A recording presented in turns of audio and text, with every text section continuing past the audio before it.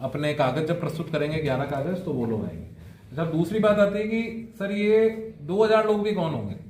नहीं, आप तो कह ही रहे हो कि जब आदमी ढूंढ लिया, मिल लिया और हम प्रयासरत हैं, तो हम जब 0.4 0.5 की बात कर रहे हैं तो ये 0.4 भी क्यों, मतलब आप 100 ही करा दो।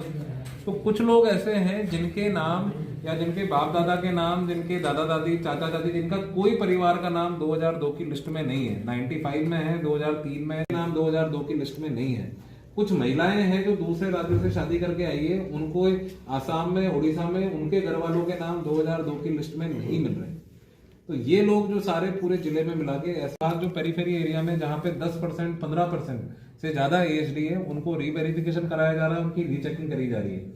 बीएलओ ने जो फॉर्म अपलोड करे हैं, डिजिटाइज करे हैं, चाहे बीएलओ ने करे या उनके सपोर्ट स्टाफ ने करे, उन सभी फॉर्म्स को चेक किया जा रहा है कि उन्होंने फॉर्म जो अपलोड करे हैं वो सही करें।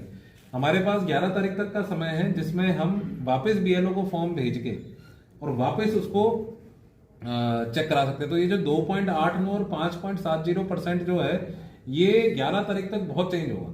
2.89 तो जैसा मैंने बताया कि वो हमें उम्मीद ये है कि अंडर 1% आ जाएगा, और ये 5.70 है, ये हमें उम्मीद है कि ये स्टेबलाइज होगा कहीं 4.5 के आसपास जाके, कि पूरे जिले में लगभग 4.5% लोग ऐसे निकल के आएंगे जिनका नाम 2 जगह है, या जिनकी डेथ हो गई, या जो मिल नहीं रहे। इसकी भी कैटेगरी हमने कैटेगराइजेशन जब किया तो ऐसा निकल के आता है कि लगभग 26,000 लोग ऐसे हैं जो डेथ केसेस हैं, जिनकी डेथ हो चुकी है। 53,500 लोग ऐसे हैं जो परमानेंटली शिफ्ट हो चुके हैं, मतलब कहीं और रहवास करते हैं। लगभग 5,700 ऐसे लोग हैं जिनके नाम 2 जगह हैं, और 8,000 लोग ऐसे हैं जो मिले नहीं, ढूंढे नहीं मिले, मतलब आसपास नोटिस दे लिए, सब कर लिया, फोन नंबर ढूंढे नहीं मिले।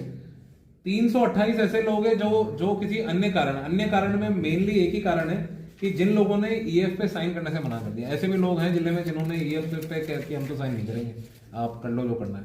तो वो है, ऐसे लोग, कोई दिक्कत नहीं है, हिंदुस्तान है, लोकतंत्र है, कोई दिक्कत नहीं है। तो ऐसे भी लगभग 328 लोग हैं। तो ये 5 कैटेगरी, जो अदर वाली कैटेगरी जो मैं आपको बता रहा था, तो कि भाई प्रश्न यही उठता है कि अदर कौन है। तो होता क्या है, जब ईएफ बढ़ते हैं तो उसमें एक ऑप्शन आता है कि रिफ्यूज टू साइन।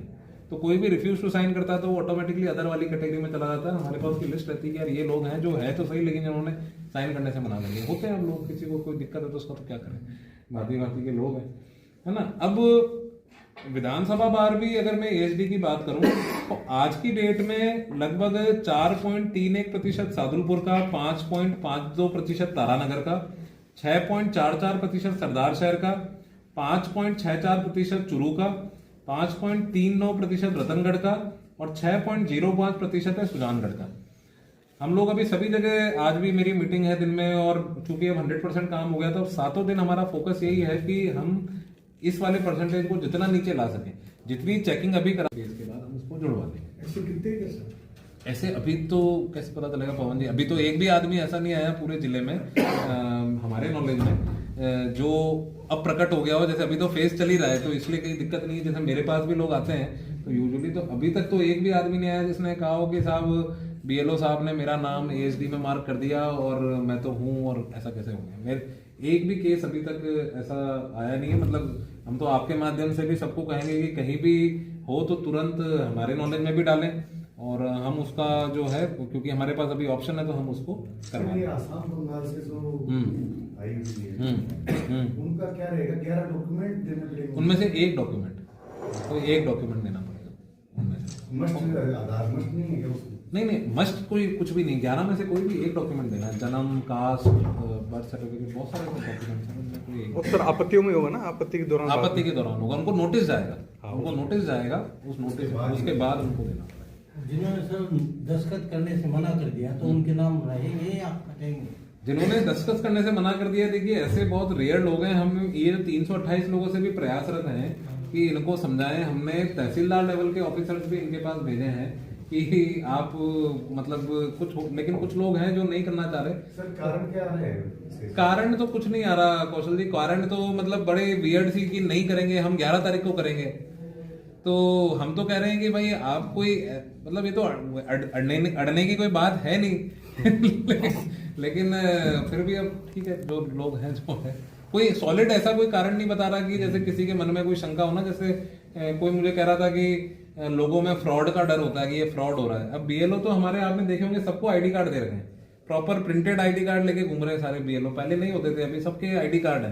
तो और बीएलओ के साथ 5-5, 6-6 लोग लगे हुए हैं सबके, आपने देखा होगा फील्ड में, तो पूरी टीमें लगी हुई, उनके ऑफिस का सारा स्टाफ लगा है, उनके घर वाले सारे लगे हुए हैं। तो ऐसा तो है नहीं कि कोई फर्जीवाड़ा कहीं चल रहा है। तो कुछ लोग हैं फिर हट जाते हैं, उनकी लिस्ट है हमारे पास भाग वाइज, और हम उनको चेक करवा रहे हैं, उनको ढूंढ रहे हैं, उनको पकड़ रहे हैं वापस, कि ऐसी नौबत ना आए। अंतिम स्थिति क्या होगी सर उनके लिए? देखिए अंतिम स्थिति तो ईएफ तो साइन करके देना ही पड़ेगा, जैसे बीएलओ के लिए मैंडेटरी है कि वो एक्नॉलेजमेंट रिसीट देता है साइन करके, वैसे जो मैंडेटरी है वो तो मैंडेटरी है। फिर भी कोई रह गया तो फॉर्म 6 तो है ही हमारे पास अवेलेबल। नाम हटेंगे सर? नाम हटेंगे, नहीं फिर जैसे वो नए नाम जुड़ाने उसमें नहीं आ सकते हैं ना, बिल्कुल आ सकते हैं, फॉर्म 6 के माध्यम से आ सकते हैं। अच्छा एक मैं आपको जरूर बताना चाहूंगा, फॉर्म 6 जो है आपने अगर अभी चालू नहीं है, अभी नहीं, फॉर्म 6 अभी भर सकते हैं, लेकिन अभी प्रोसेस नहीं चल रहा। प्रोसेस का मतलब नाम आपको फॉर्म 6 ऑनलाइन खुद भी भर सकते हो, बीएलओ भी भर सकता है, लेकिन वो प्रोसेस हो गया, नाम अभी जुड़ नहीं रहा, क्योंकि हमारा ड्राफ्ट, हमारा जो रोल है वो